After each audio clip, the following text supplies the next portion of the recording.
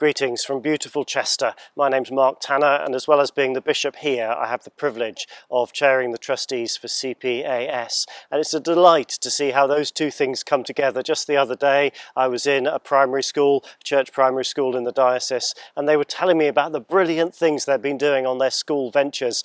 I was with the Ethos group and sitting right alongside their chair of governors. And I said to the children, do you know, I'm like the chair of governors for CPAS who run the school ventures.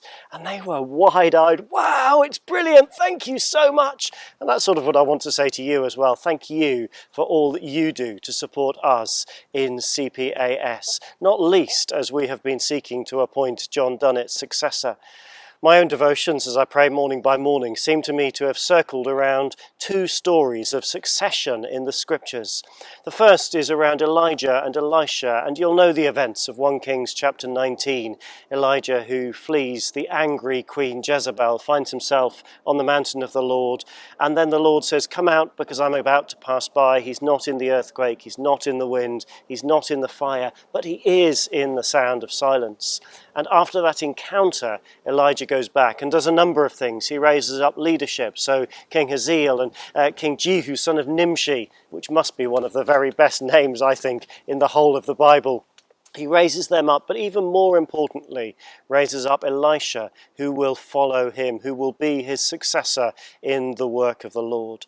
And I want to thank you for the way that you have prayed for us. Succession in godly things must arise from prayer and worship, and we have felt profoundly supported as we have sought to work through this process. The other, of course, and if you're a good Anglican, you will have been doing this as well in the lectionary readings, is around Moses and Joshua. I love this little verse from Numbers 27, starting at verse 18. The Lord says to Moses, take Joshua, son of Nun, a man in whom is the spirit of leadership, and lay your hand on him. Make him stand before Eleazar the priest and the entire assembly, and commission him in their presence. The work that we are doing in CPAS is the Lord's work. It is for him to commission, him to call, him to enable people to follow through all that we do, whether it's in school ventures or in our leadership or in our patronage work.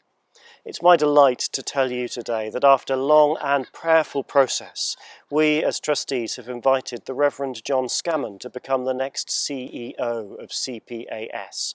Now, those of you who are long-term supporters will immediately notice that we've changed the job title from General Director to CEO, only because we think it's more easily understood in the wider world. But for those of you who don't like too much change, be assured we have kept the same first name of the General Director, the CEO, from one John to another.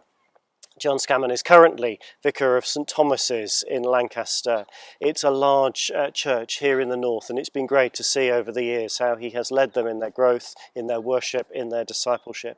It is a CPAS living, which is great. John himself is an Arrow graduate. He's one of the family, and we're asking him in the name of the Lord to take on leadership. And I'm confident as he does that, that actually he will follow in the footsteps of one of his illustrious predecessors. I checked on the internet before I just recorded this, just to check that St Thomas's really was a CPAS living, because I didn't want to mislead you.